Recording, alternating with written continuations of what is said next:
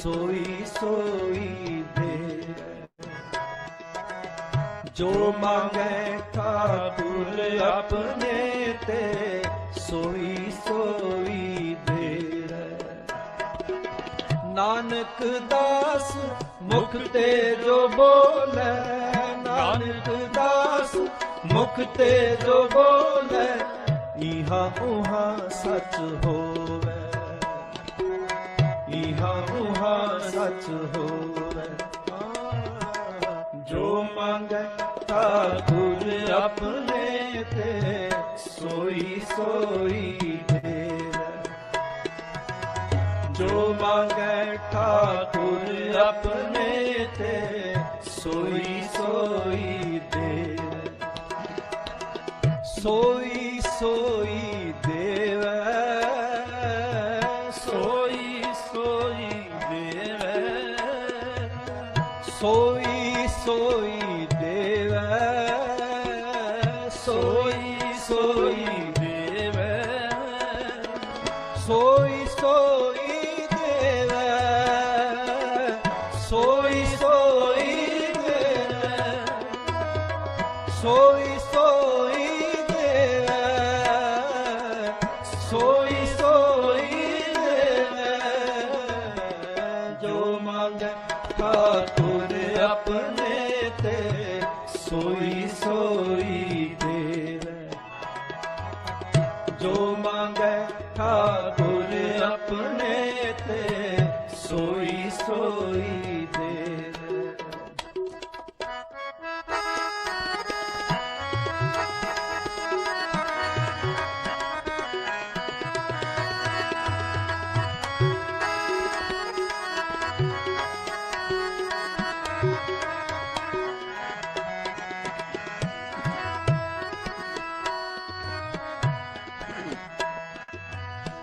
चतुर दिशा कीनो बल अपना, चतुर दिशा कीनो बल अपना, सिर ऊपर कर मारो।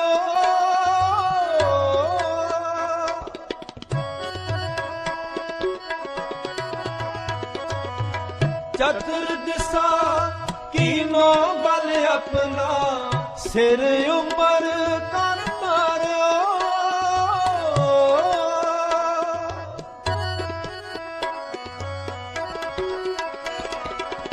कृपा कटाक्ष अवलोकन कीनो, कृपा कटाक्ष अवलोकन कीनो, दास का दुख बिगाड़ो।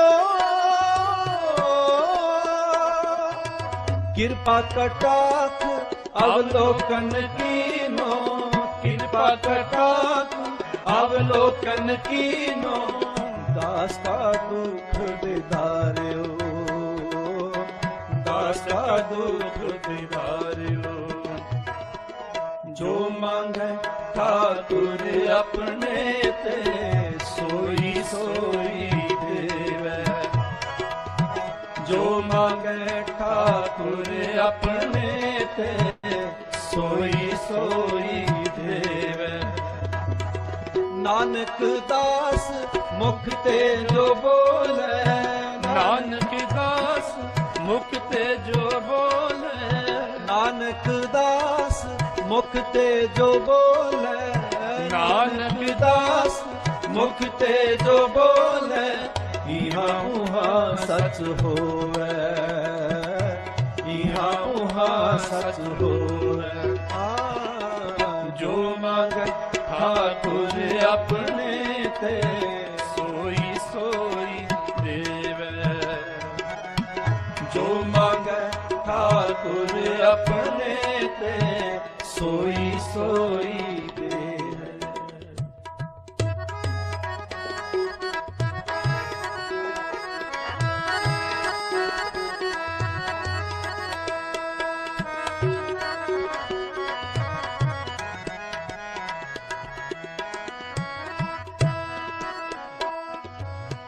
हर जन राखे गुर गोविंद, राखे गुर गोविंद।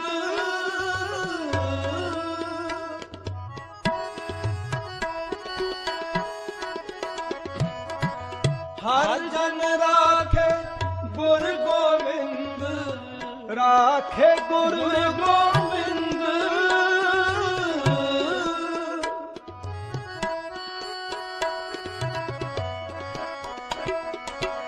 ਕੰਠ ਲਾਏ ਅਵਗੁਣ ਸਭ ਮੇਟੇ ਕੰਠ ਲਾਏ ਅਵਗੁਣ ਸਭ ਮੇਟੇ ਦਇਆਲ ਪੁਰਖ ਬਖਸ਼ੰਦ ਕੰਠ ਲਾਏ ਅਵਗੁਣ ਸਭ ਮੇਟੇ ਕੰਠ ਲਾਏ ਅਵਗੁਣ ਸਭ ਮੇਟੇ ਦਇਆਲ ਪੁਰਖ ਬਖਸ਼ੰਦ ਦਇਆਲ ਪੁਰਖ ਬਖਸ਼ੰਦ ਜੋ ਮੰਗੈ ਠਾਕੁਰ ਆਪਣੇ ਤੇ ਸੋਈ ਸੋਈ ਦੇਵੈ ਜੋ ਮੰਗੈ ਠਾਕੁਰ ਆਪਣੇ ਤੇ ਸੋਈ ਸੋਈ ਦੇਵੈ ਨਾਨਕ ਦਾਸ ਮੁਖ ਤੇ ਜੋ ਬੋਲੇ ਨਾਨਕ ਦਾਸ ਮੁਖ ਤੇ ਜੋ ਬੋਲੇ ਨਾਨਕ ਦਾਸ ਮੁਖ ਤੇ ਜੋ ਬੋਲੇ ਨਾਨਕ ਦਾਸ ਮੁਖ ਤੇ ਜੋ ਬੋਲੇ ਇਹਾਂ ਉਹਾਂ ਸਚ ਹੋਵੇ ਇਹਾਂ ਉਹਾਂ ਸਚ ਹੋਵੇ ਜੋ ਮੰਗੈ ਠਾਕੁਰ ਆਪਣੇ ਤੇ ਸੋਈ ਸੋਈ ਦੇਵੈ ਜੋ ਮੰਗੈ ਠਾਕੁਰ ਆਪਣੇ ਤੇ ਸੋਈ ਸੋਈ ਦੇਵੈ ਸੋਈ ਸੋਈ ਦੇਵੈ ਸੋਈ ਸੋਈ ਦੇਵੈ ਸੋਈ ਸੋਈ ਦੇਵੈ ਸੋਈ ਸੋਈ ਦੇਵੈ ਸੋਈ ਸੋਈ ਦੇਵੈ ਸੋਈ ਸੋਈ ਦੇਵੈ ਸੋਈ ਸੋਈ ਦੇਵੈ ਸੋਈ ਸੋਈ ਦੇਵੈ ਸੋਈ ਸੋਈ ਦੇਵੈ ਸੋਈ ਸੋਈ ਦੇਵੈ ਸੋਈ ਸੋਈ ਦੇਵੈ ਸੋਈ ਸੋਈ ਦੇਵੈ ਸੋਈ ਸੋਈ ਦੇਵੈ ਸੋਈ ਸੋਈ ਦੇਵੈ ਜੋ ਮੰਗੈ ਠਾਕੁਰ ਆਪਣੇ ਤੇ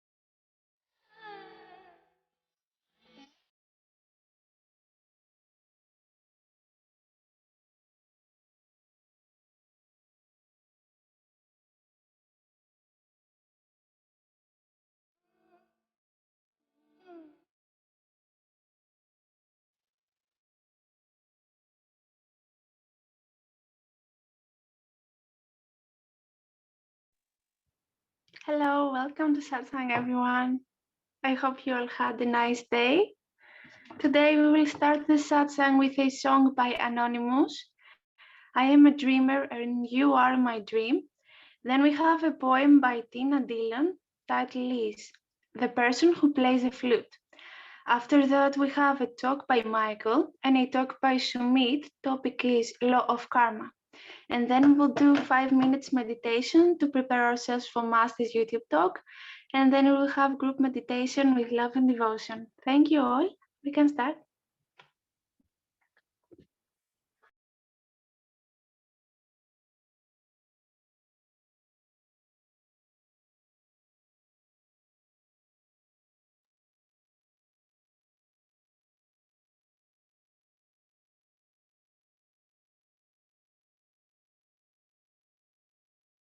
आँखों में हमने आपके सपने सजाए हैं।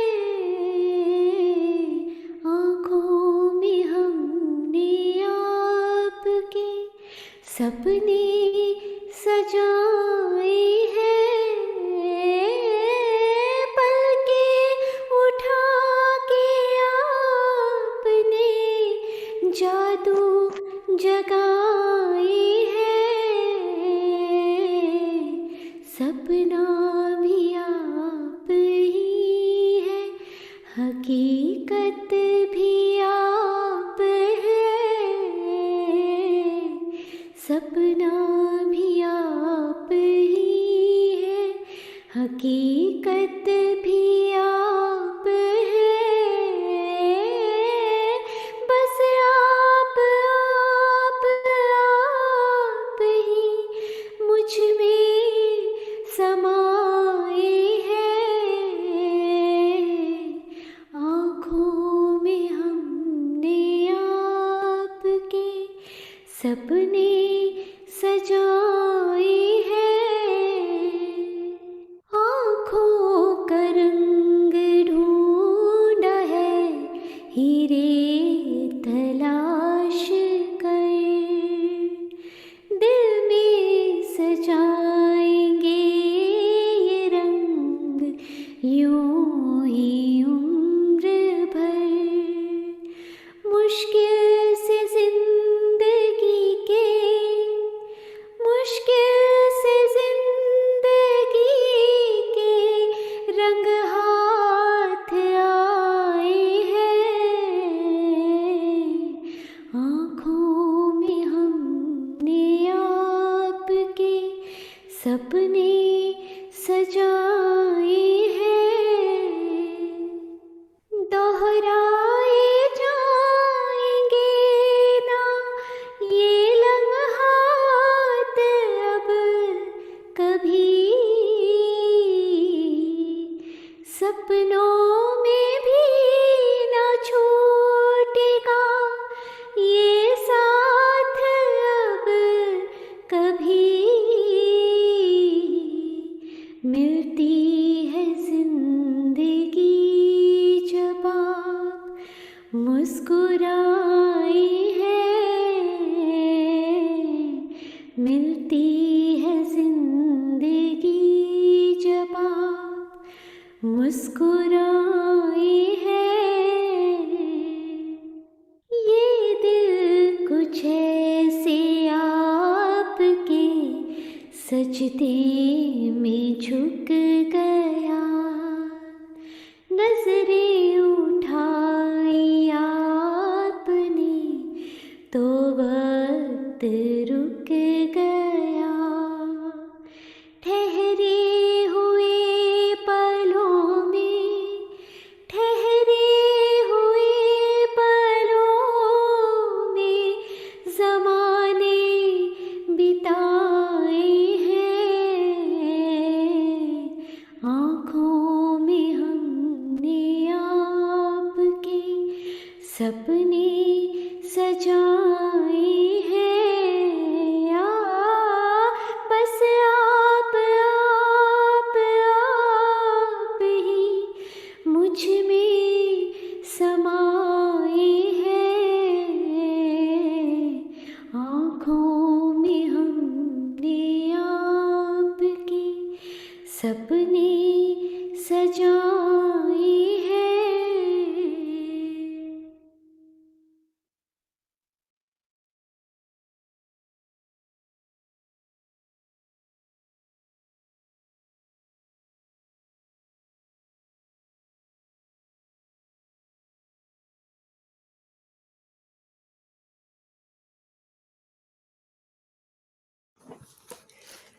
Dearest Holy Family of Ishwarji, the poem I am reading today is dedicated to our beloved Ishwarji and is written in Punjabi. I will translate the poem in English before I read it. The title of the poem is Vanjali Valia, or the person who plays flute.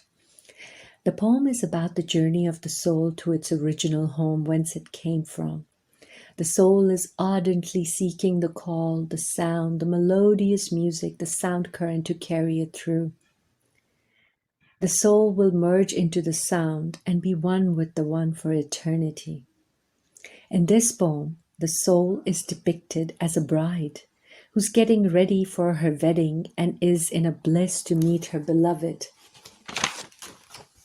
Just like the mind keeps the attention outside into the world, the soul cannot hear the sound and thinks it's lost the beloved. But the beloved shows up in the sound current, and there they merge into each other. Then there is no difference between the lover and the beloved. Same way, the bride thinks she has lost her beloved and is tormented by the illusion of separation. When the pain is unbearable, the beloved shows up and tells her that they have always been living in each other. The illusion of separation was of the mind, not of the soul.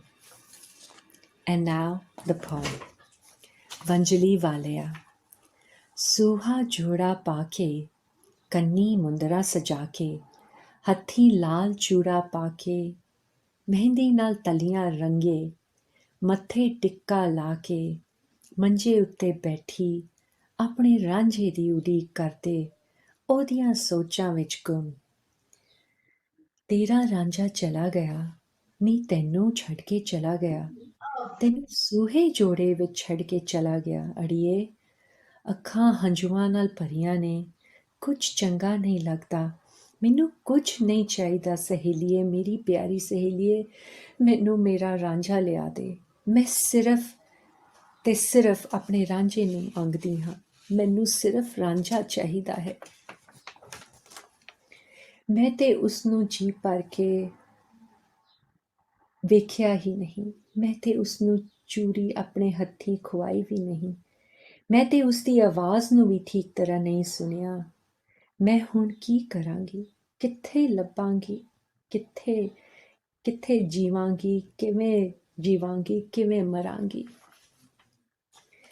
ਮੈਂ ਸੁੱਤੀ ਹਾਂ ਜਾਂ ਜਾਗਦੀ ਹਾਂ ਮੈਨੂੰ ਕੁਝ ਪਤਾ ਨਹੀਂ ਪਰ ਮੇਰੇ ਰਾਂਝੇ ਦੀ ਵੰਜਲੀ ਮੈਨੂੰ ਸੁਣਾਈ ਦਿੰਦੀ ਹੈ ਪਰ ਤੂੰ ਕਿੱਥੇ ਹੈ ਮੇਰੇ ਰਾਂਝਣਾ ਤੂੰ ਕਿੱਥੇ ਹੈ ਤੂੰ ਨਜ਼ਰ ਕਿਉਂ ਨਹੀਂ ਆਉਂਦਾ ਮੈਂ ਤਾਂ ਤੇਰੇ ਕੋਲ ਹਾਂ ਮੇਰੀ ਹੀਰੀਏ ਅੱਖਾਂ ਤਾਂ ਖੋਲ ਮੈਂ ਤੇਰੇ ਕੋਲ ਹਾਂ ਜਦ ਮੈਂ ਅੱਖਾਂ ਖੋਲੀਆਂ ਮੇਰੇ ਰਾਂਝਣੇ ਨੂੰ ਮੁਸਕਰਾਉਂਦੇ ਦੇਖਿਆ ਉਸਨੇ ਆਪਣਾ ਹੱਥ ਅੱਗੇ ਕੀਤਾ ਤੇ ਮੈਨੂੰ ਆਪਣੇ ਵੱਲ ਖਿੱਚ ਕੇ ਸੀਨੇ ਨਾਲ ਲਾ ਲਿਆ ਮੈਂ ਉਸਦੇ ਸੀਨੇ ਲੱਗ ਕੇ ਬਹੁਤ ਰੋਈ ਤੇ ਪੁੱਛਿਆ ਤੂੰ ਕਿਉਂ ਛੱਡ ਗਿਆ ਮੈਨੂੰ ਕੀ ਤੂੰ ਮੈਨੂੰ ਭੁੱਲ ਗਿਓ ਤੇਰੇ ਵਾਅਦੇ ਜਾਂ ਭੁੱਲ ਗਿਓ ਸਾਡਾ ਪਿਆਰ ਹੀਰੀਏ ਮੁਸਕਰਾਉਂਦੇ ਰਾਂਝੇ ਨੇ ਕਿਹਾ ਨੀ ਮੇਰੀ ਹੀਰੀਏ ਮੈਂ ਕੁਝ ਨਹੀਂ ਭੁੱਲਿਆ ਬਸ ਹੁਣ ਮੈਂ ਬਾਹਰ ਨਹੀਂ ਲੱਭਣਾ ਤੈਨੂੰ ਬਸ ਅੱਖਾਂ ਮੀਚ ਕੇ ਮੈਨੂੰ ਅੰਦਰ ਲੱਭ ਮੇਰੀ ਵੰਜਲੀ ਦੀ ਧੁਨ ਨੂੰ ਅੰਦਰ ਸੁਣ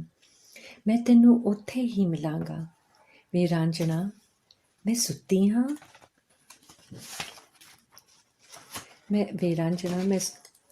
ਮੈਂ ਸੁੱਤੀ ਹਾਂ ਕਿ ਜਾਗੀ ਮੈਨੂੰ ਕੋਈ ਹੋਸ਼ ਨਹੀਂ ਉੱਧਰ ਦੇਖ ਹੀਰੀਏ ਤੂੰ ਸੁੱਤੀ ਹੈ ਪਰ ਤੇਰੀ ਆਤਮਾ ਜਾਗਦੀ ਹੈ ਅਸੀਂ ਹੁਣ ਇਸੇ ਤਰ੍ਹਾਂ ਹੀ ਮਿਲਾਂਗੇ ਰਾਂਝਣਾ ਕਿਵੇਂ ਵੀ ਮਿਲ ਮੈਂ ਬਸ ਤੇਰੀ ਹਾਂ ਬਸ ਤੇਰੀ ਸੋਹਣੀਏ ਮੇਰੀ ਹੀਰੀਏ ਤੇਰਾ ਮੇਰਾ ਕੁਝ ਵੀ ਅਲੱਗ ਨਹੀਂ ਮੈਂ ਤੇਰੇ ਵਿੱਚ ਤੇ ਤੂੰ ਮੇਰੇ ਵਿੱਚ ਹਮੇਸ਼ਾ ਸਮਾਈ ਹੈ ਦੂਰੀਆਂ ਸਿਰਫ ਸਰੀਰ ਦੀਆਂ ਹਨ ਆਤਮਾ ਤਾਂ ਸदैव ਇੱਕੋ ਸੀ ਇੱਕੋ ਹੈ ਤੇ ਇੱਕੋ ਰਹੇਗੀ ਹੀਰ ਨਾ ਆਖੋ ਅੜਿਓ ਮੈਂ ਤੇ ਰਾਂਝਾ ਹੋਈ Thank you, dearest family, for giving me this seva and help listening to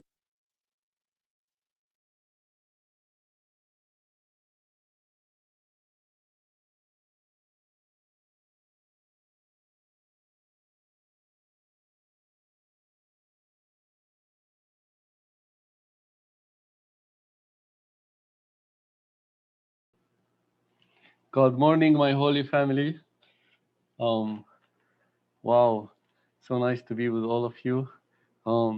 Thank you so much, dear Anonymous, for your godly voice that really intoxicate us, and the message of your song was so beautiful. And Tina, thank you for the beautiful poem about our soul being the bride of Master. Both, I loved both, and we all appreciate and we all love the seva and the love and the devotion for our holy masters. Thank you so much. And my holy family, here's another day of love, another day of beauty, another day of sunshine. Not only outer beautiful sunshine, but the inner sunshine of God, where the inner sun shines on us. And we enjoy that inner sun when we go within. As when the Master initiates us and opens our inner eye, then we have access to the inner sun, to the inner moon, to the inner skies, to the inner flowers, and to the inner Master himself. And that is such a beautiful thing when the inner sun shines on us. There was once a story of Baba Sawan Singh, and he was in the hospital. He was in the hospital, and the doctors were around him, and I think they were treating him from some sickness. And there is not, and then he started saying, "Wow, the sun is so bright. The sun is shining so high and so bright." And the doctor looked at him and they were confused. What is he saying? But he was talking about the inner sun. They were confused. They thought something is wrong with his head.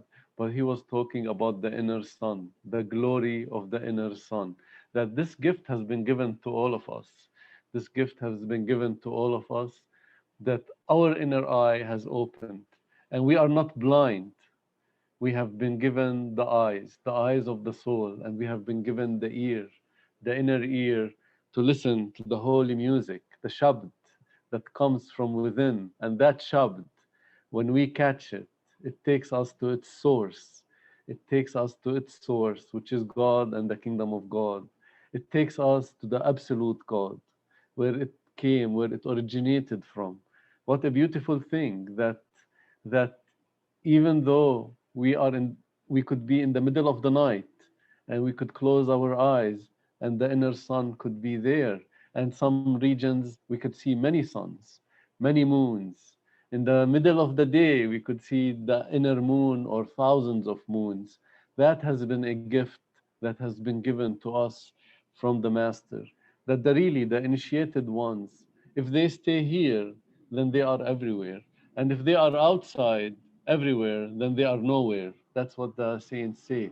That for the initiated ones, all what they have to do to go on vacation, to enjoy the highest bliss, the highest ecstasy, to enjoy the inner light and the inner sound, and do everything that can be done outside.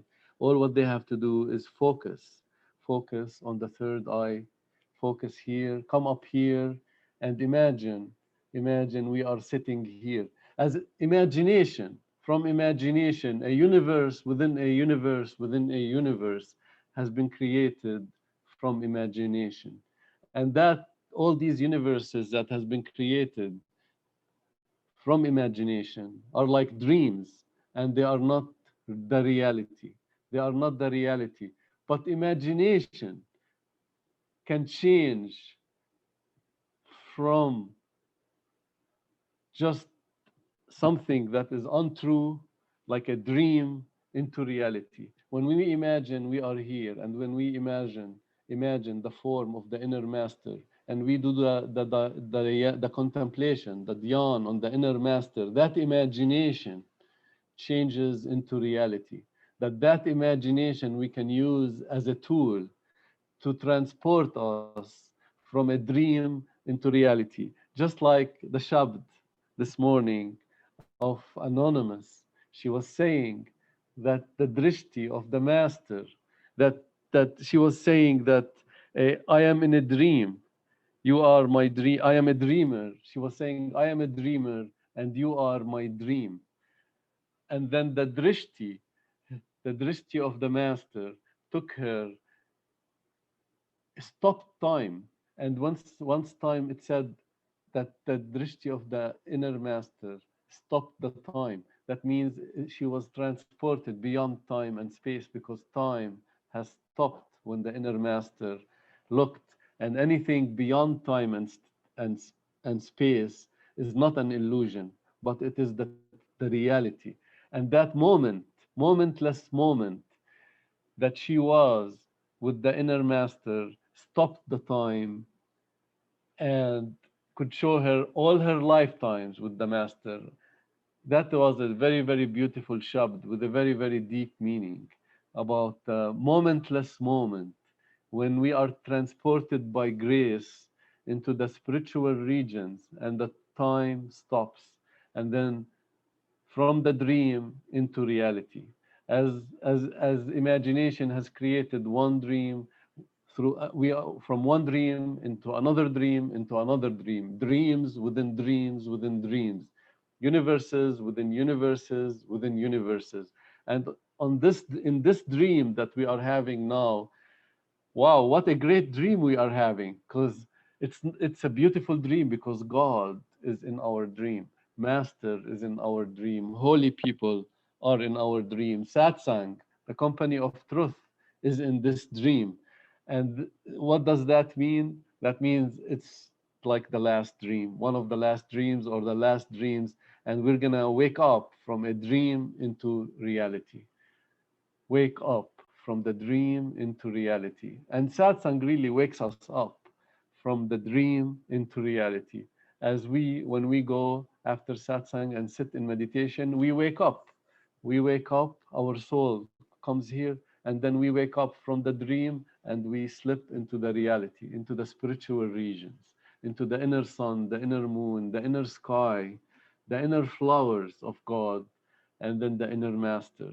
And he takes us, holds our hand, and takes us beyond. In this dream that we have, in this dream that we have, that we are now, the beautiful dream that we in this life, we are initiated, and it is our last dream, and we are waking up. And before this dream, we had many horrible dreams. We had many nightmarish dreams, very, very horrible dreams when we were in the hells, when we were in the animal form, when we were eaten by other animals, and when we were also in the human form, and we committed some sins, and then we had to pay for these sins in such a horrible way, and we have suffered.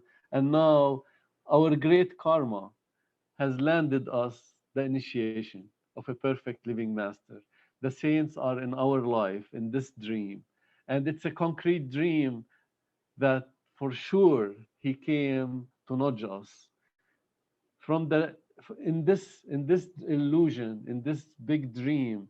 The only reality is the master when he appears in our life, and he appears in our life to wake us up, that he is also part of the illusion, but at least he is telling us, wake up from this illusion into the reality, and I will take care of you. He's nudging us to wake up, and he's telling us the way to wake up, and how to make this dream, to make this dream the best dream, by making it all bliss. By making it all bliss, how do we make it all bliss? We just live in the saints and masters day and night. Last night, I slept with Sant Kirpal Singh talking. He was talking and talking and talking, and I was meditating and meditating and meditating, and in the background, enjoying his godly voice, his godly pull, his godly energy. And that's how I spent the night, listening to Sant Kirpal and meditating. Then I woke up and I started listening to my Holy Father, Sant Singh. And his voice is so melodic, his voice is so soothing and pulling and so nourishing. It's like jewels, divine holy jewels being showered on me. What a beautiful thing. I even took a walk listening to Master, looked at the beautiful flowers, and had gratitude which brings even more grace to see God in everything, in the flowers, in the sky, in the beautiful warm sun, and in everything that He created around me, the lake, the sun, the street, the trees, all is beautiful. All is beautiful when God is in our life. Beauty gets magnified, beauty gets enhanced when we are in touch with Master, when we hold the hand of Master, when we hold the hand of Master in the outside world, and we hold the hand of Master in meditation inside, then everything becomes beautiful, and beauty becomes magnified, and life becomes just a big source of blessing. That in this last dream, while we are waking up, and the most beautiful thing about this last dream that we are in, this last part of the illusion of being initiated and going back to our true home, is that anytime we like, after we polish our soul with the help of the Master, after he polishes our soul, and after the mirror is clean, then and the mind is controlled, then what happens? Then we can slip from unreality to reality, from untruth to truth whenever we want.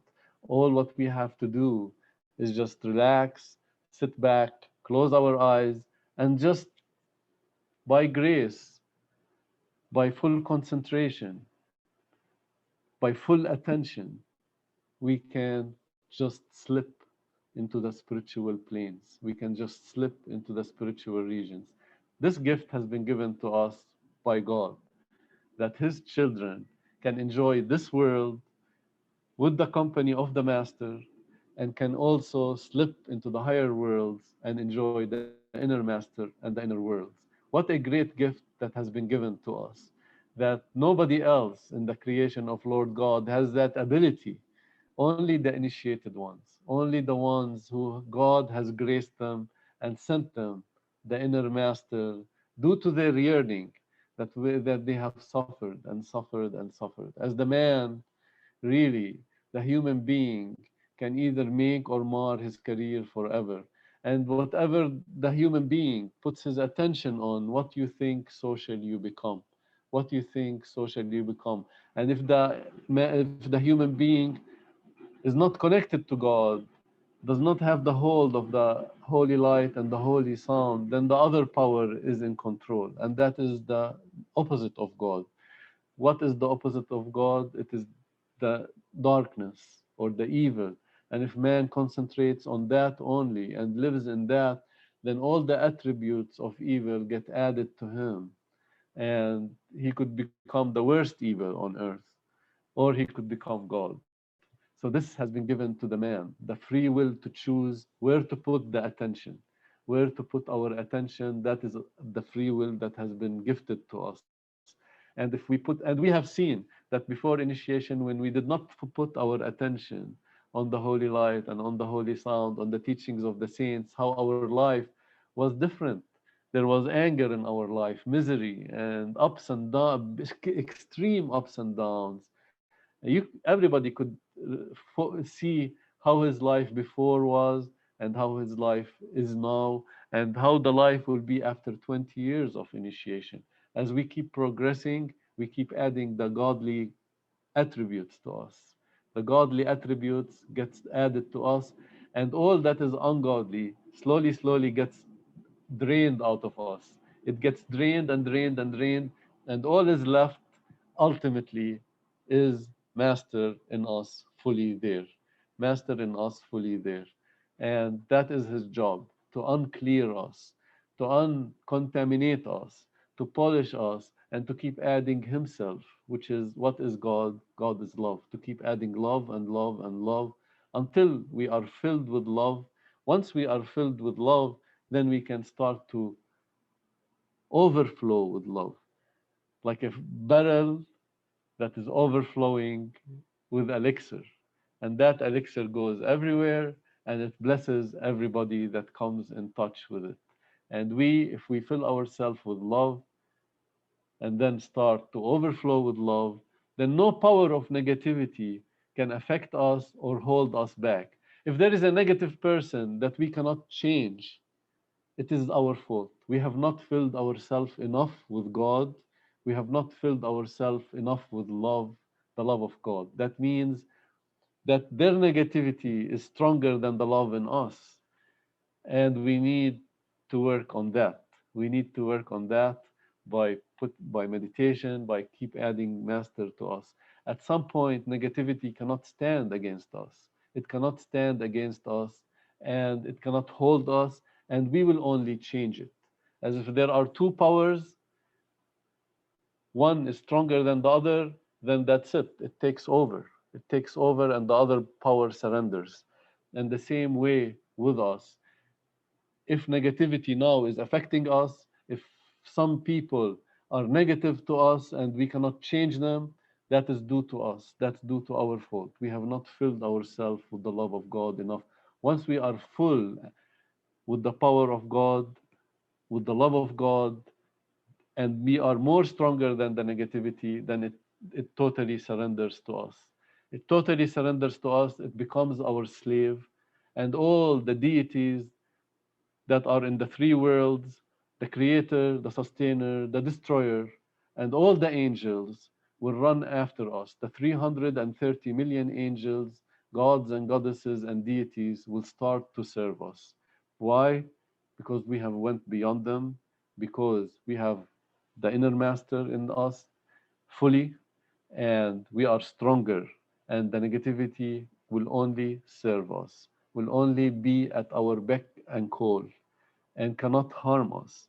This is the gift that has been given to us by Master. All in order to cash this gift, in order to have this gift in our godly bank account, it is one secret: attention. Put the attention on the Master day and night, moment by moment, moment by moment. Become a perfect disciple. Become a perfect disciple. Who is a perfect disciple? A perfect disciple is someone who keeps the memory of the Master day and night. He keeps the holy names all the time. If he is not doing the holy names, he's listening to his Master. If he's not listening to his Master, he's reading the holy books.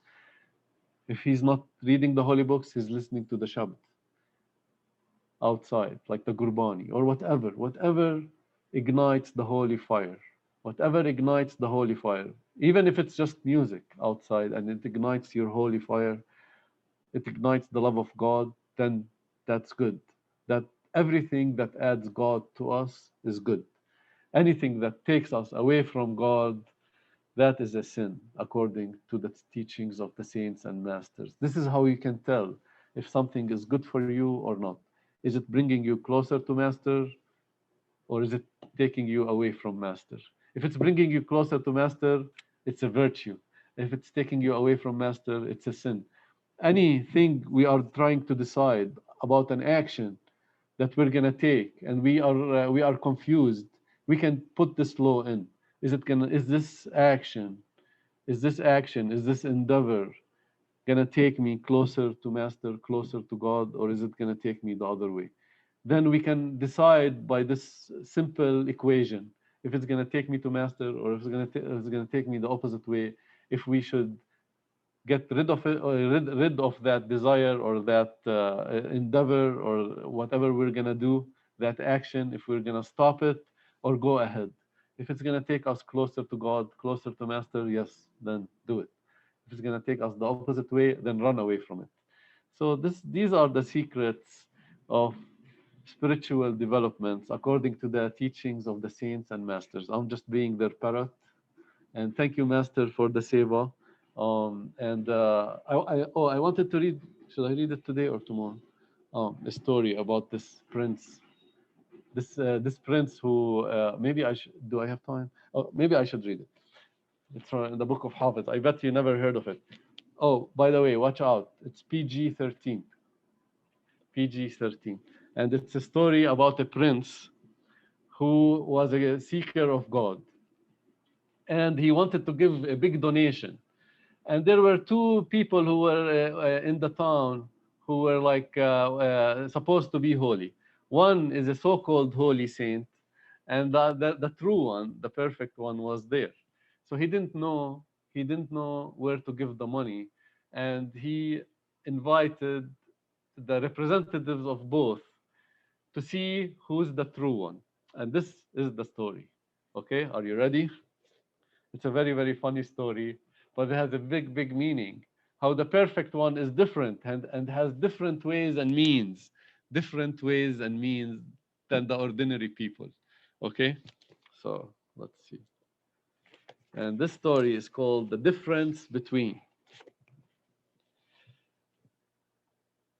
The so called saintly man and the perfect one both resided on the outskirts of a beautiful city, though several miles apart.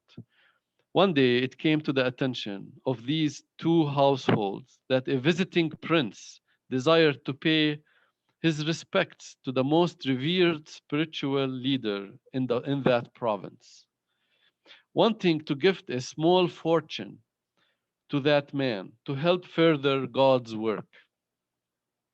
As there had for years been some questions amongst the population who, in fact, was the most spiritual of these two figures, the prince devised something of a contest. As he only had time to visit one of these personages, the prince sent word. In 3 days, I would like to meet with in my quarters the chief representative of each of these two renowned religious men. And after questioning them extensively, I and my ministers will then determine who, in fact, of their teachers is the closer to God, and thus to whom we will gift God's own bounty. The so called saintly person, upon receiving this news, met with all his close ones. This council discussed the situation for hours, exploring every nuance and considering how much this gold could mean to them. Then, with a clear majority vote, Ramju was chosen. Ramju was a strikingly young, handsome man, a great and legendary warrior, a renowned artist. His intellect was superb, his manners impeccable.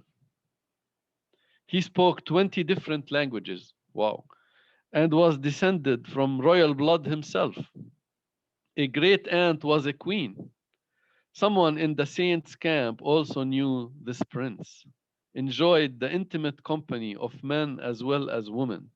Ramju, they all nodded, was the right choice. All right. The perfect one, upon receiving this news from the prince, immediately called for Yasmin. No consultation with anyone was needed. Now you have to listen about this Yasmin. She's a crazy God lover. Yasmin was a servant woman in the master's household. She was nearly 80, a famous hag, and had worked for him all her life. No one else in the city would hire Yasmin, as she was completely mad. Perhaps just mad, God mad. Nevertheless, her qualifications for this essential, delicate diplomacy were exact. She had no combed hair or bathed for months. Oh, maybe that's a lie. She mostly muttered unintelligibly sounds in her own secret language that only the master knew. She often made obscene gestures while exposing, oh yeah, that's the PG-13, while exposing her private regions. She compulsively picked, oh yeah, this is funny. She compulsively picked her nose and threw boogers with astounding accuracy.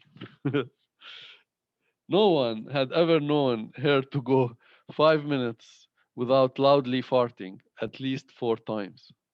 She was psychic too, and would probably start beating the prince if she saw he had ever gone too far romantically with his camels. Yasmin, the perfect one, knew was the right choice to be his envoy. The day of the prince came.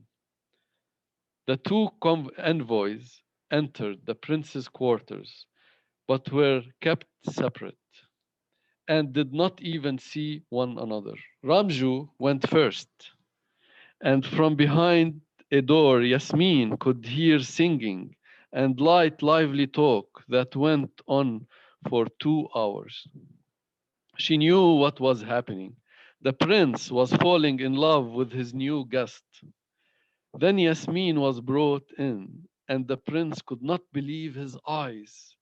He felt tremendously insulted and even became a bit terrified when, in fact, Yasmin, being able to see into the prince's past, started shouting things even he could not understand about that one regrettable night in the desert with that young, gorgeous camel. She even hit the prince with two gigantic boogers from 20 feet away. Bouncing off his forehead, they both fell right into his tea. Yasmin was ordered beaten and thrown out. She returned to the master ecstatic and has never been happier since. That night, the prince could not sleep, but finally dozed off for a few minutes just before dawn. During that short sleep, he had this dream. He had this dream. The Prophet Muhammad was seated on a magnificent white horse, and behind the Prophet sat a man smiling wonderfully at the prince for a moment before saying, "Why did you beat my dear Yasmin when she spoke only the truth to you?"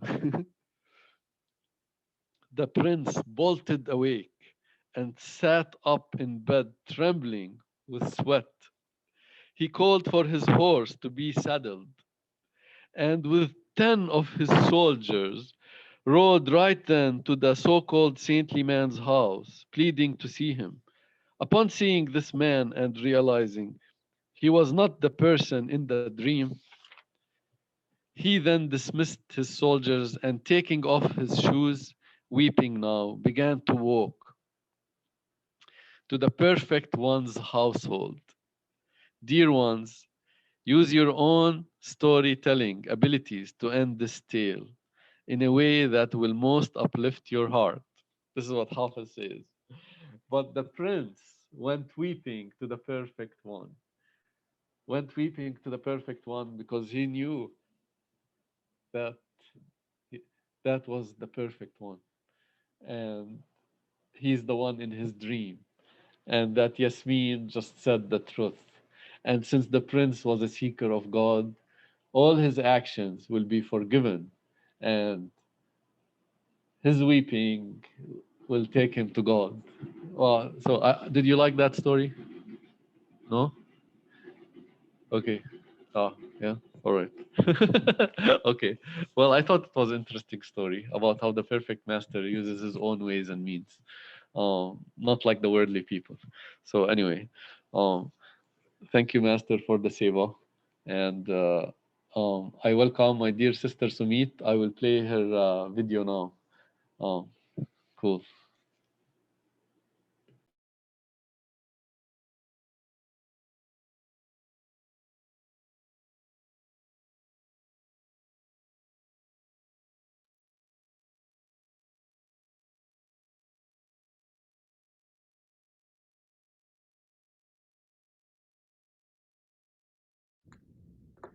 Dear brothers and sisters, today's topic of my talk is Law of Karma.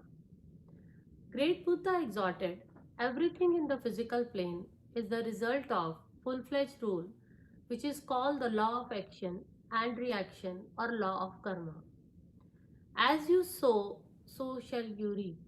As we act, we shall bear the same fruit.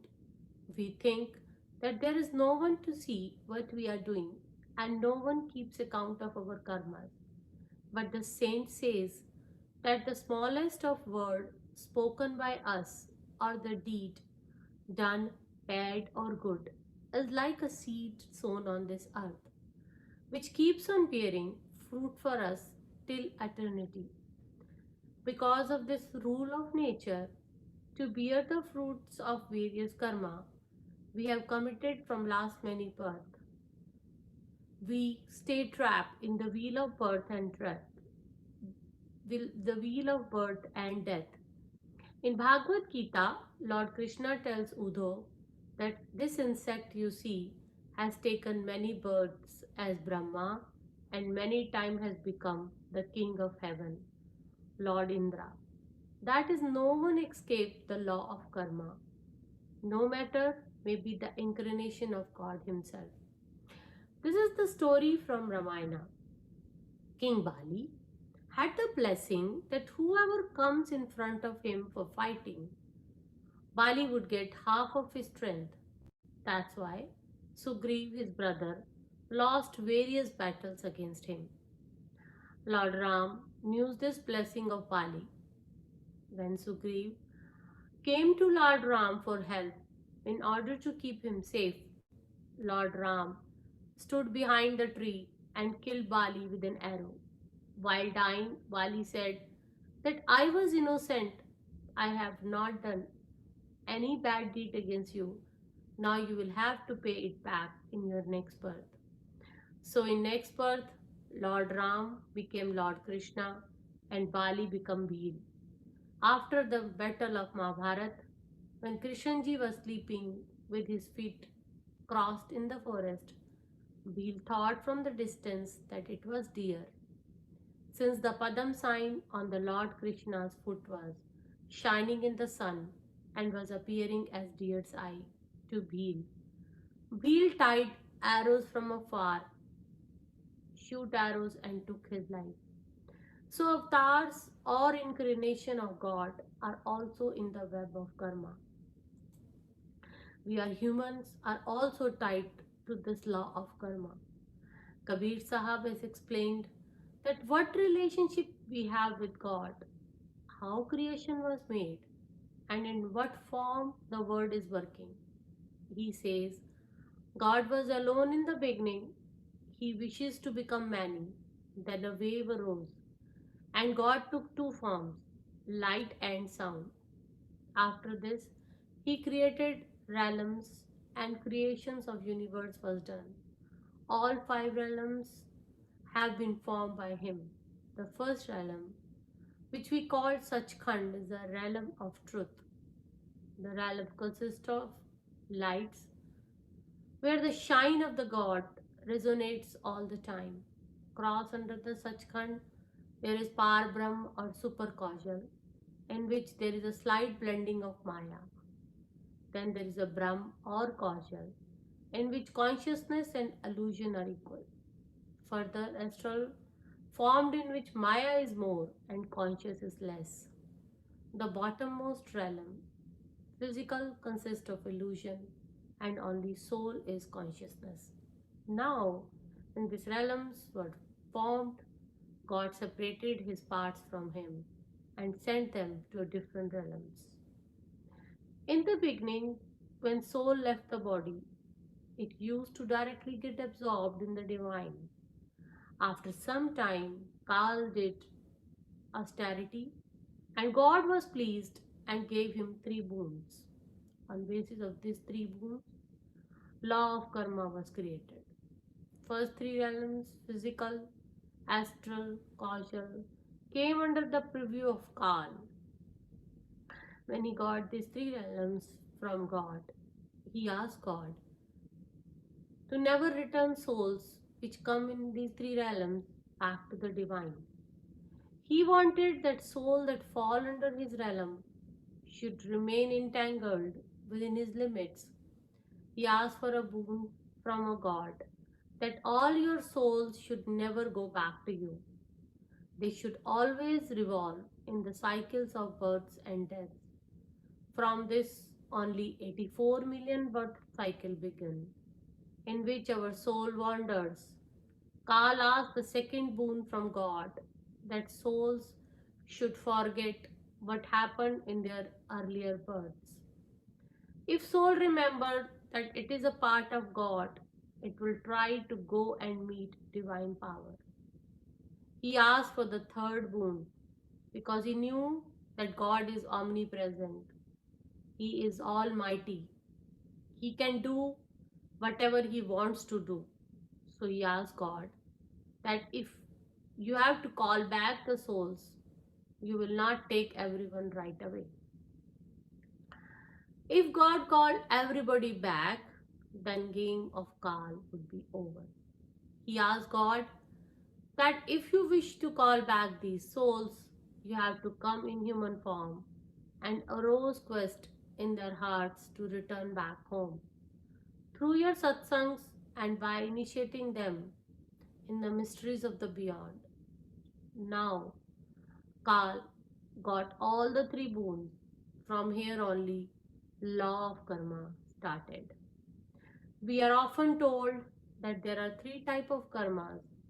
The first karma, which is called sanchit karma, consists of our thoughts, words and deeds, and that we have since the time our soul left the divine power, and this data is stored in the storehouse, which is called sanchit karma. Second type of karma is pralabdha karma. They are ones that we have to bear in this life. This is the reason why we don't understand how we get sick. The business running so good stops all of a sudden. Poor become rich in no time. The ups and downs in our lives, richness, poverty, sickness, success, failure, all come according to the pralabdha karma. लाभ हानि जीवन मरण यश अपवश विधिहात. It means loss of life, death, fame and defame are according to the law of karma. Saint Tulsi Sahib said, पहले बनी प्रालब्ध, पाछे बना शरीर. First pralabdha karmas were created and then body was made afterward. So that body can pay for these karmas. We have to pay for these karmas in this life, whether they are good or bad. There is a real story from the scriptures. Once upon a time, there was a butcher named Sadhana. One night, when he was alone in his shop, a customer came to him and asked him for 1 kg of meat. But the butcher denied his request and asked him to come some other day, since it was a time of shop's closure, and also there was no more meat available. And if he cuts another piece of meat, it may rot till morning and will be of no further use. But the customer came up with the solution and told butcher to cut goat's leg, since it would not be of any loss of meat for the butcher, and he himself would get some meat to eat. The butcher picked the knife and went near the goat to cut her leg. But the goat started speaking with butcher that since many years this play has been going and we both were doing the same karma of killing each other. Where in one birth you killed me, in another birth I kill you. From many past births, we had been coming in this circle of karma and killing each other. Today also, if you cut my leg and hurt me, we will remain tangled in this karmic play. So don't cut my leg and let's stop this play of coming and going again and again. After listening of this, Sadhana's life got changed. Sadhana's life got changed. He left his work of killing the animals. He became saint. So this story tells us that how we stay trapped in the play of karma by hurting each other, since what we do comes to us. So let's put an end to these bad karmas of ours and start meditating in the name of Lord to avoid new karmas in formation. Third type of karma is kireman karma. These are the deeds which we do every day. If you look over all the karmas we do in a day, we do a lot of talking, we think a lot, and do various other deeds. So every speech, every thought, every action is kept in record. In Bhagavad Gita, also it is said that when we think good, speak good, and do good deeds, we make good karmas. And when we think bad, speak bad, do bad things, we make bad karmas. Both are the chains. Bad deeds are forgery of iron chains. At the same time, good deeds cannot help us in getting rid of 84 million lives. They are chains of gold. They also have to be consumed. To get the fruits of them all, we may have trapped 84 million lives. In the Mahabharat war, there is a story that in the last day of the war, Arjun's son entered into the squared planning made by enemy, but he got trapped in it and could not release himself due to lack of knowledge. Similarly, we also live in this world where we stay trapped whether we do good or bad deeds in such a way that we are unable to free ourselves out of this world, and we have to come back to this world again and again to pay for our deeds. The question arises that can we ever be free from the bondage of our karma? And if it can be, then how? Saint has explained this to us by story of King Parikshit in the Puranas.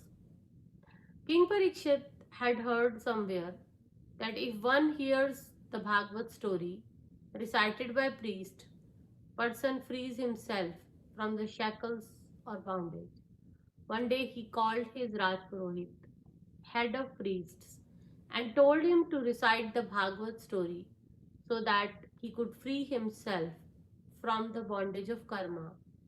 And at the same time, he commanded to punish him if his recitation didn't prove the truth of sacred teaching. The priest was sad to hear this.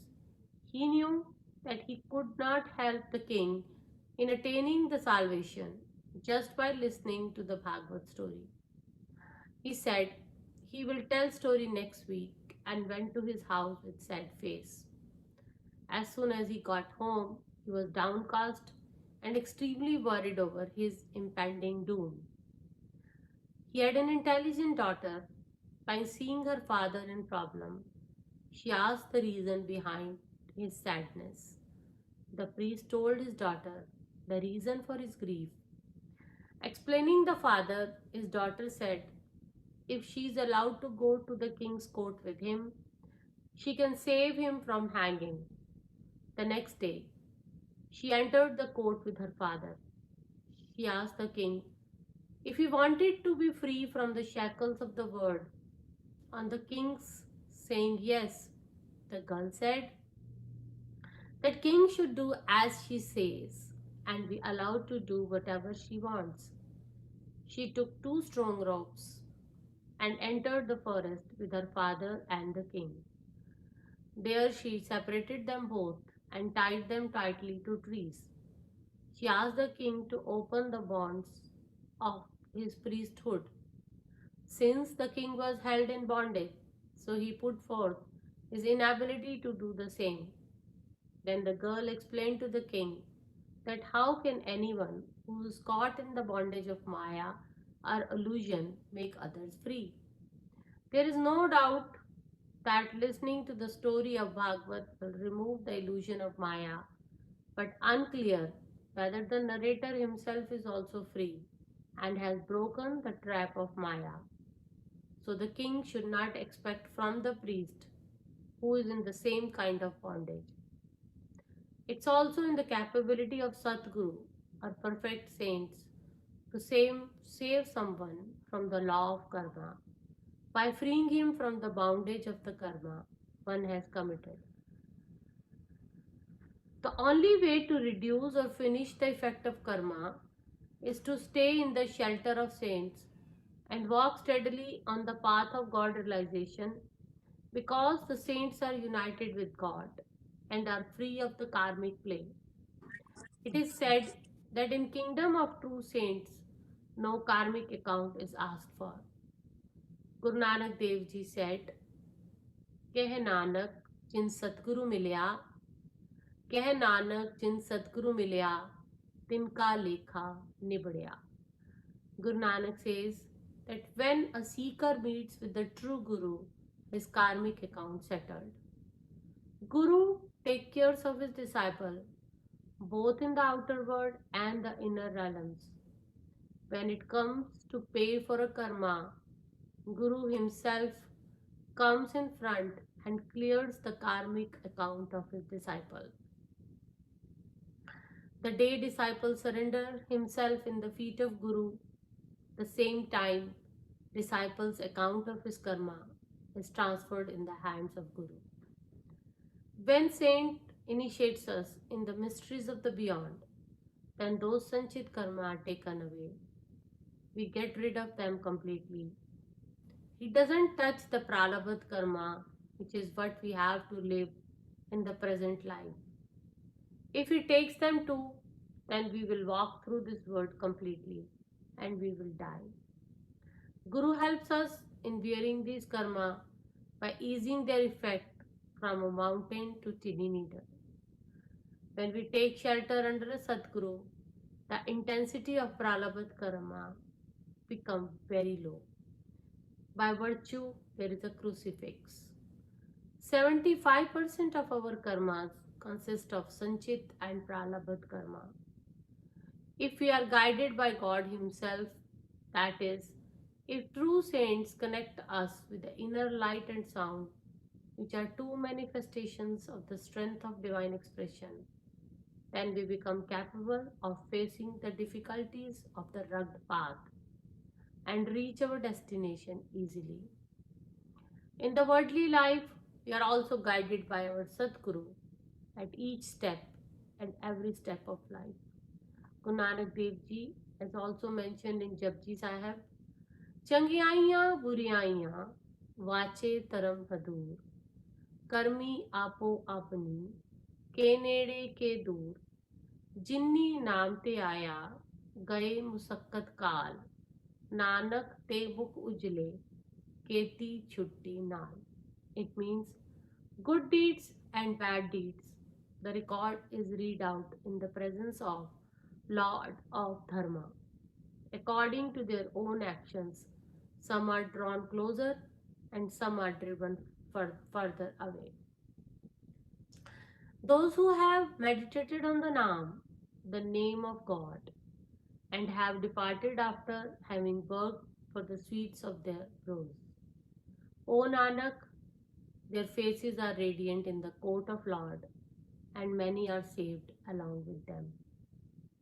So 25% freedom we are given, we can take its full advantage if we follow the commandment of the Sadguru, create a virtuous life, practice non-violence, make good life, be honest in our behavior. The present condition, our present condition is due to our previous action, but future is in our own hands. So it depends on us which path we choose for ourselves. If we have love for our Guru, then we will not face any difficulty in making our life according to his commandments. So by becoming a true follower of our Guru, we can free ourselves from the law of karma. We don't keep any desire for getting the fruit of karma. It is called nihi karma. There is no question of sowing new seeds which will be fruitful later. Guru Nanak Dev Ji said, Santan moko punji sopi, utryo man ka dhokha, dharam rai ab kaha karego, jab fatyo sagla lekha. It means our Guru gave me the capital of Naam, which has erased all my mind's doubts. Dharamraj or Kal can no longer harm me because my karmic account has been finished. The path of saints is completely different. Initiate doesn't have to appear in the court of Kal. Sadguru is present everywhere and always present with his disciples. Those who earn the Naam or power by staying in the refuge of Sadguru, they get out of the domain of the Kal. For example, if seeds are roasted, there is no ability to grow again. Similarly, our karmas are vanished with earning of Naam, and we don't have to come back again and again to bear their fruits. Sadguru doesn't leave us until we are free from bondage.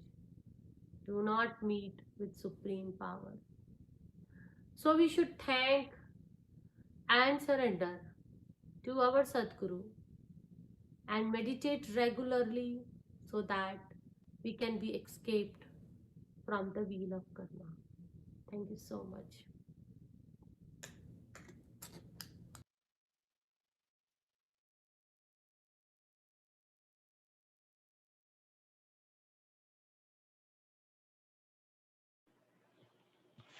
Many thanks to dear Sister Sumit. That was beautiful, beautiful stories like always. You're full of beautiful stories. Thank you so much. So now we can do a few minutes of meditation, and I'll pick a video from our Holy Father, Ishwar Puriji.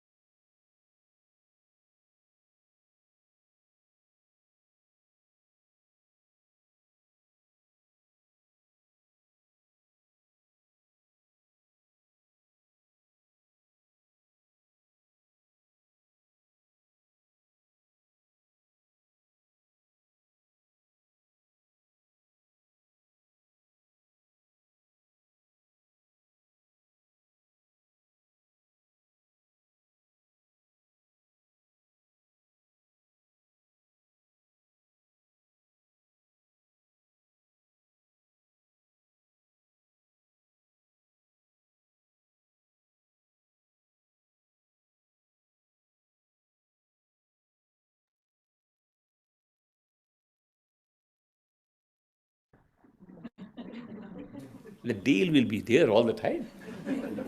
You can't help it. That greed, all these things that come up, they interfere. And we complain, why isn't the meditation successful? We go to the master and complain, I have been trying to meditate. And when the master asks some questions, we have no answers because we know what happened. But it's good to know in advance. So I am telling you in advance that meditation is a very subtle art.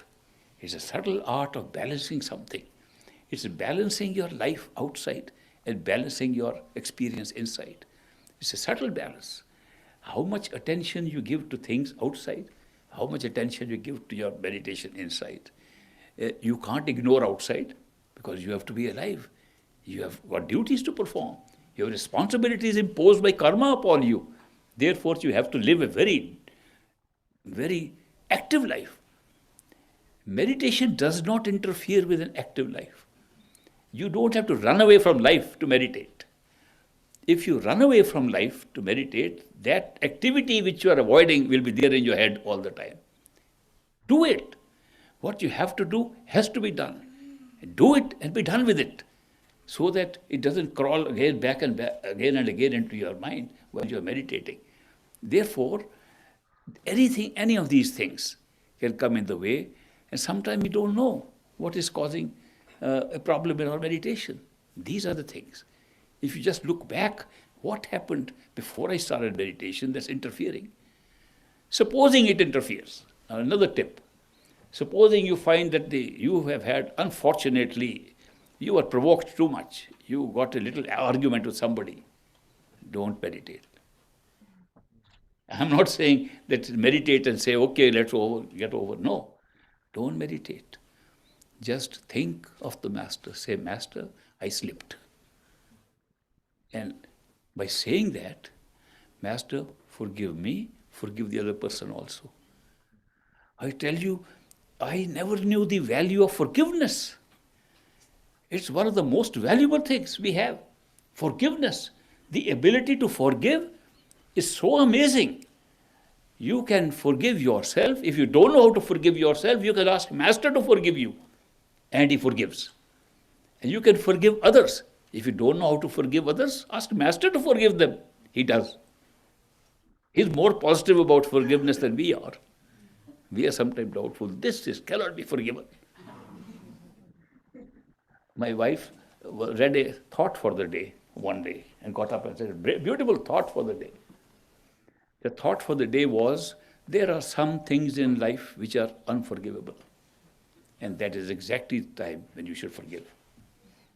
When you feel something is unforgivable, that's the test of your spiritual travel, your spiritual progress, to forgive. I said to my wife, forgive that guy who you don't like. No, that's unforgivable. So you see, the mind is so powerful. We have given it so much authority, we don't even realize that we have given the mind so much authority over us. So use forgiveness. If you, meditation at that time with holding that anger doesn't work. At that time, you have to go without closing your eyes. Ask Master, forgive me and forgive that person. Instantly you will find a change. Instantly. And if you do Simran at that time, it will be immediately known to you that the forgiveness worked. So that's another method to control these situations which will come in life. They come in everybody's life. And we are able to handle them because we know the techniques of handling it. How to balance the spiritual journey within with a life outside. The best way to do it is to consider the life outside as an extension of your spiritual world. That means everything you do outside, think it's part of your spiritual duty. Think it's been given to you by your Master. You're doing a job. Say, I am not doing the job merely for my compensation I get from my job. I am doing it as a duty my Master gave me. The compensation is a reward my Master gives me. If you think like that, you are extending your spiritual activity, your spiritual thinking, extending into your work. I have the family, I have this wife and children, because Master gave me this responsibility to bring these souls up, to take care in the best way I can do. I am helping Master perform a function outside. He's given me some seva to do. I am taking care of my children, not because I want to be especially think these are children, they're all children, but these have been given to me to perform my duty. Master gave me this duty to take care of these kids. Master, thank you for seva. Are you accepting it? Yes, I am. Then I will do it more willingly. Okay, then take care of the children. Master's duty. Now supposing every act that you do in this world, every job that you do, every relationship that you have in this world is based upon this thinking. You are in a spiritual life day and night, 24/7. And that's what is really intended. The spiritual way, the spiritual path is not a short path of 2.5 hours of meditation in the morning, close your eyes and sit inside. That's not the spiritual path. The spiritual path is to convert your whole life into a spiritual life. And therefore, Master is the kingpin of this. The Master is the fulcrum of this whole circle around it. The Master is the center. It helps us to do everything with that center. If we didn't have the center, we are vague about it. We don't know what is what. We are confused. And if you make that center, you are never confused. You know exactly what you're doing. It's all connected with the same center. It's all an extension of the same center. It's all extension of Master's seva. We are doing it in every possible way, outside and inside. A very good balance is struck between what you're doing outside and what you're doing inside, if you follow These simple tips, and they work. You might have noticed I don't talk to you from books.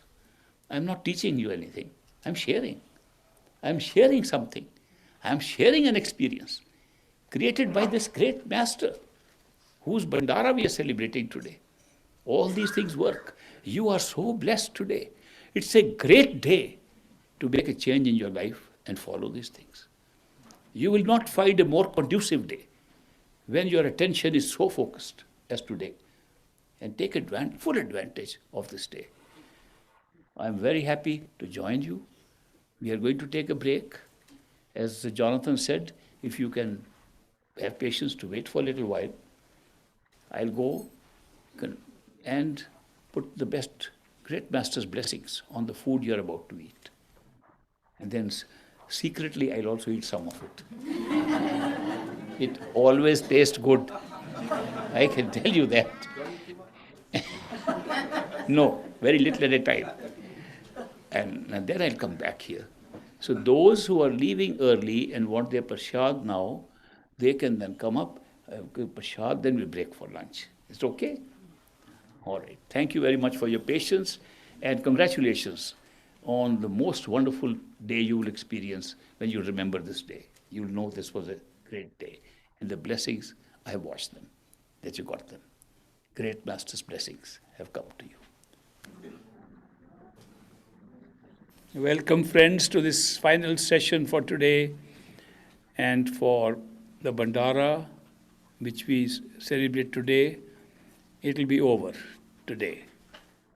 Tomorrow, there will be a short program of stories, storytelling, and then there will be more interviews to cover as many people as we can who have asked for interview. You have heard for all these days the great grace that comes to us, and you experienced it today. It's a great day, probably one to remember for a long time. Whether you got the best benefit of this day or not, you will find out in the coming days, months, and the whole year. And next time we meet together, you'll be able to tell me, as many have told me from past years, it was the biggest change in our life in this year. So it's beautiful if we start our spiritual journey on that basis, that this is the most beautiful experience we are having of going back to a true home. I am wearing a different cap right now. This was given as a gift by somebody. So I appreciate the gift. Thank you very much. I have to wear different caps on different occasions.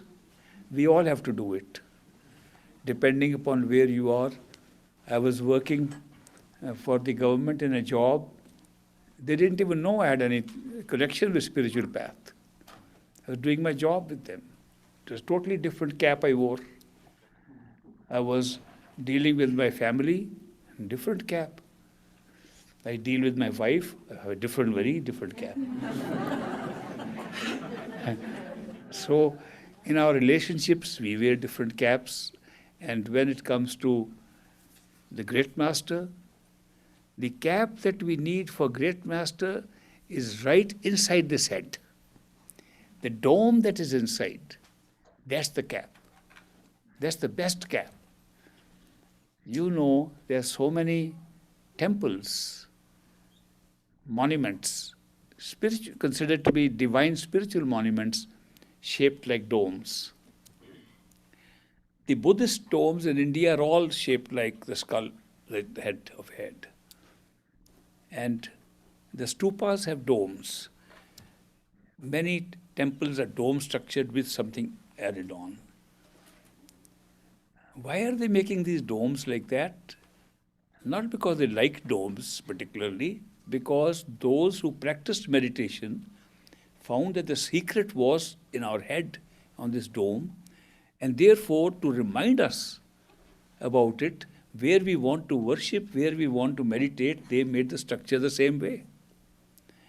At a certain stage in European history, we find that people were wearing hats and headgear with a lot of things on top of it. And that's where all these steeples and other kinds of church structures came up. If you look at history, you'll find that these buildings we make, which we call house of God, which we think is the best place for prayer, best place for worship, are shaped like the head or headgear. That's because we imitate and copy. But what happens, instead of using these as reminders to us, that look, by seeing that, you remember, don't forget to go in. Don't forget to go in the real dome. We start thinking the domes are the real things. Instead of going and finding anything inside, we begin to look outside and think that everything can be found outside. There are roaring rivers inside, waterfalls inside. We don't go and look at them. We are all sitting outside, and we think by sitting across a river or a waterfall, we are going to get spirituality. It's a nice waterfall, and if you get into it, you'll get a nice bath, a nice shower. But it doesn't give what inside can give. The waterfall inside can wash off your sins. I don't think any water can do that outside. And yet we think having a dip in those rivers washes off our sins. How things that were meant for experiences inside, we have even tried to put them outside and become totally outward thinking, outward attention. Our attention is all outward.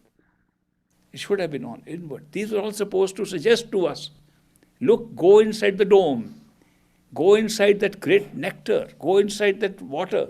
Go inside and find the truth. But instead of that, they became the subjects of our worship.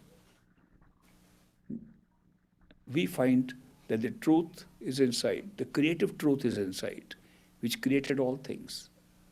At many stages of our discovery inside, it takes the form of beings. There are beings. When I say being, a being is one with a soul, a living being. There are living beings outside. We are all living beings here.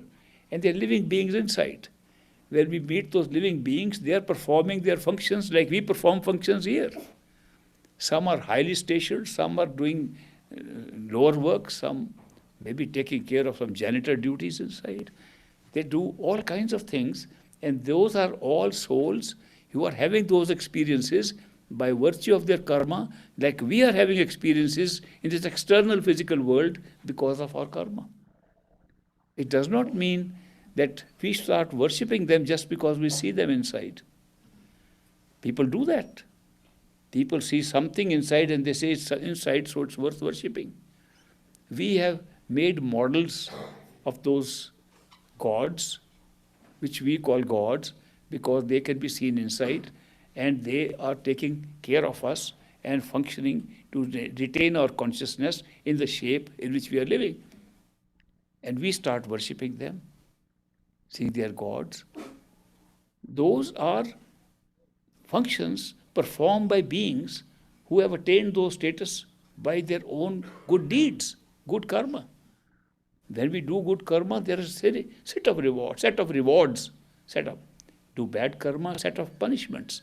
And we go through those according to what we have done here, what we have intended to do here. That is why you should not just worship anything that you see anywhere. You should worship that which is the highest, which is your goal.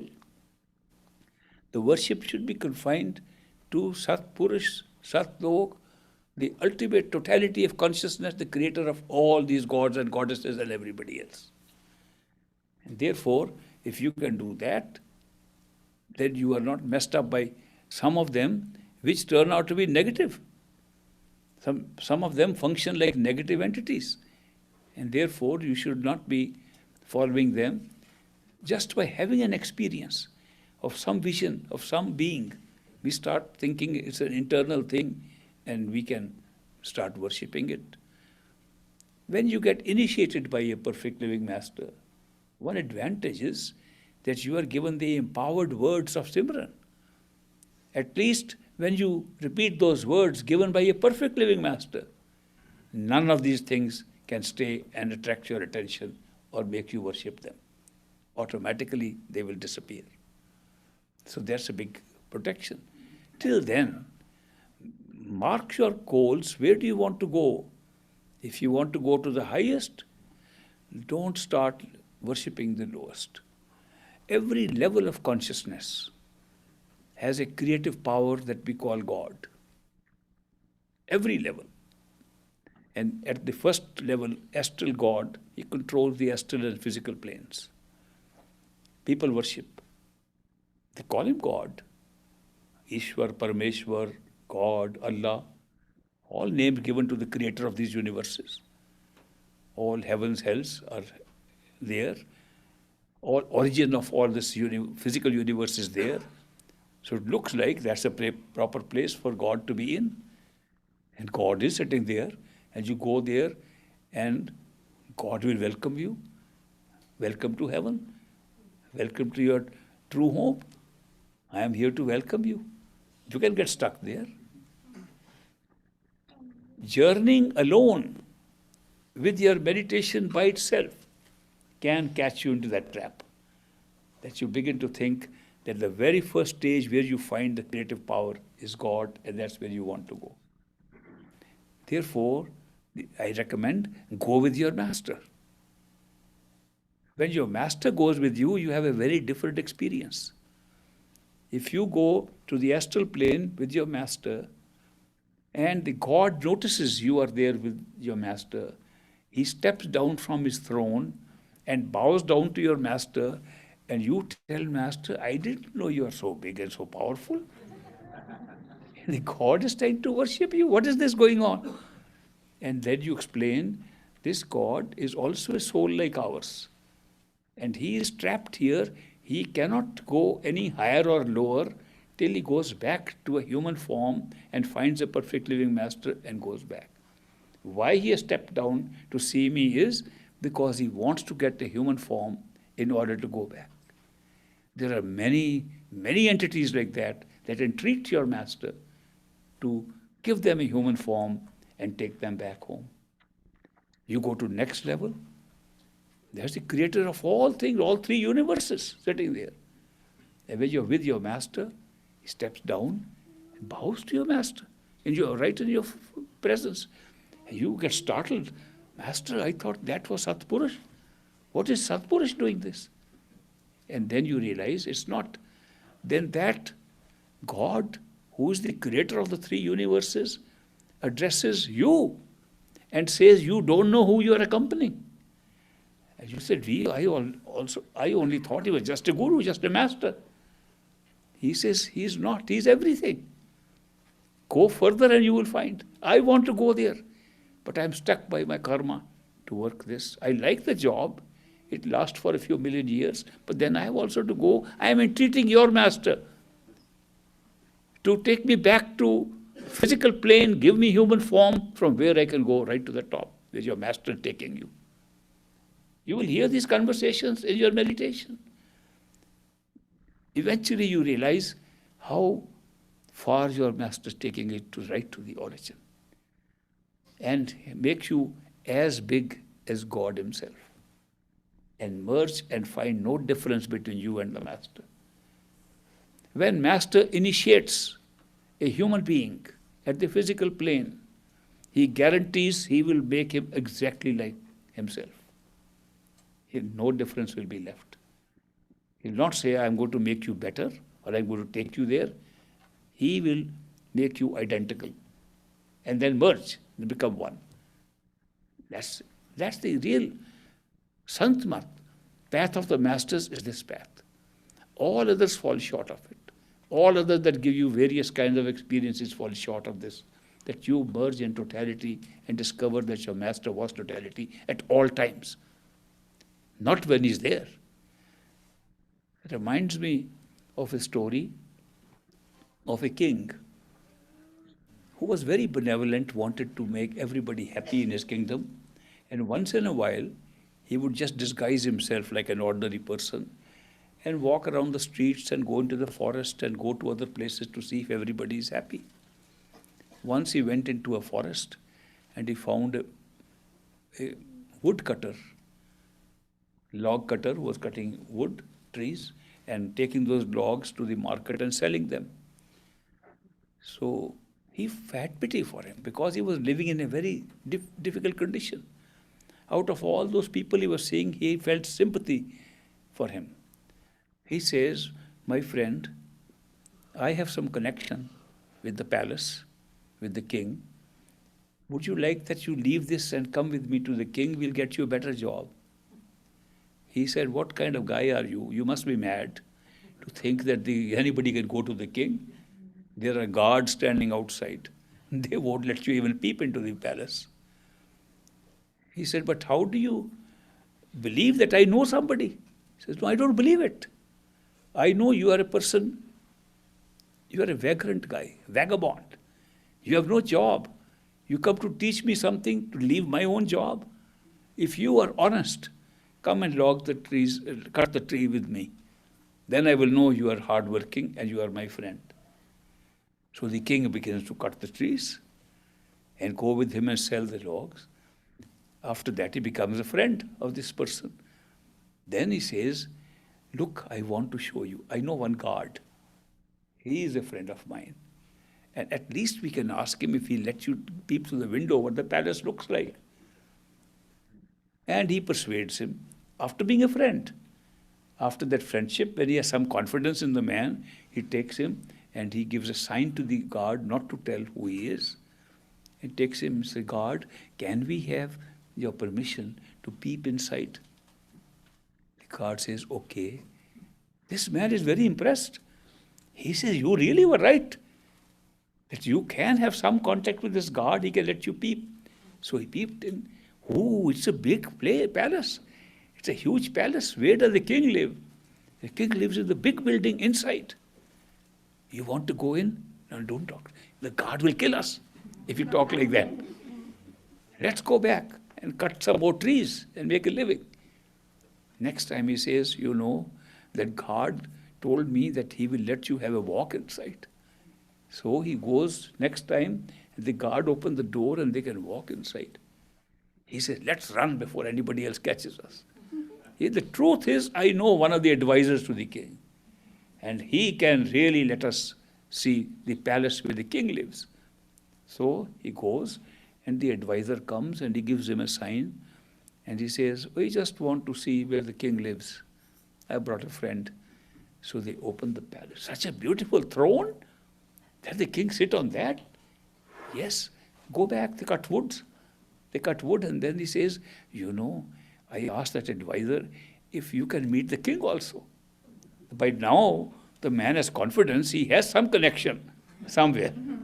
He does go to that far, he might be able to show me the king himself. So he goes in and tells the advisor, you know, my friend wants to see the king. Is it all right if we can just go for a moment? He says, all right. So he goes in, he says, where is the king? And this man sits on the throne and he says, I am the king. And he says, why didn't you tell me in the first place? Why didn't you tell me in the beginning who you are? He said, I told you, you didn't believe anything. That's true of the perfect living masters. They come, ordinary human beings act like us, and when friendship grows and we can trust them more, they take us in. And we say, they've taken this far, they must have some connection somewhere. They look definitely having something inside. Then they find that even the people who are running those universes are showing respect. They say, you didn't tell us that you were so well connected. And then you move further. At the end in Sachkhand, they take us, they say, now I'm going to show you the real supreme Sachkhand, Satlog, Satnam, the ultimate Satpurush who runs the entire creation. And he goes there, and the master sits there, he says, welcome. Why didn't you tell me the beginning? What was I looking for? You were right there with me in the forest. I would have worshipped you in the forest. But that is how we proceed. Our mind has to build that confidence, step by step, till we discover. We really don't know what a master is. It's very difficult to know. Our mind will not let us know. As he reveals himself more and more, we discover more and more. Even externally, even as a human being outside, it's very difficult to see how this person could have anything. Then gradually we say, well, something is happening to me. Maybe he has something. Then something more is happening. Then we know more. Then we go to meditation. We can see him inside. Wow, we didn't know. And he knows all about us inside. We didn't know that. That's great. Then as we go step by step, we discover that who was walking with us as an ordinary human being was the totality of consciousness with that total awareness in that human body at that time. It's such a great pleasure to know that after that, even the human being looks like he's big and is not that human being anymore. Because you've seen who he is. Even when we have intermediate experiences, it looks like when we look at the physical master, he keeps on changing into something more valuable, more wonderful, more loving and more loved as we go along, even with some of the experiences. So this is a path which the discovery of reality comes in these phases. And we not only discover regions and levels of consciousness, we discover the levels of the master who's with us as a human being. We discover how he's operating. We also discover he doesn't operate only at this level. There are many souls who are being helped at different levels. Every level we'll go to, we'll find other souls who are being helped by the same master. Master takes on responsibility for many souls at many levels. All these experiences are in store for you. You come on a great day. Great Master Bandara, great Master who has given us the means to have all these experiences. And I'm very happy that I could share these experiences with you and make this Bandara success. How many of you really feel that the Bandara was successful and you are happy about it? 2 hands, that's very good. Thank you. I'm very pleased that how many of you feel there was some deficiency left and it was not perfect?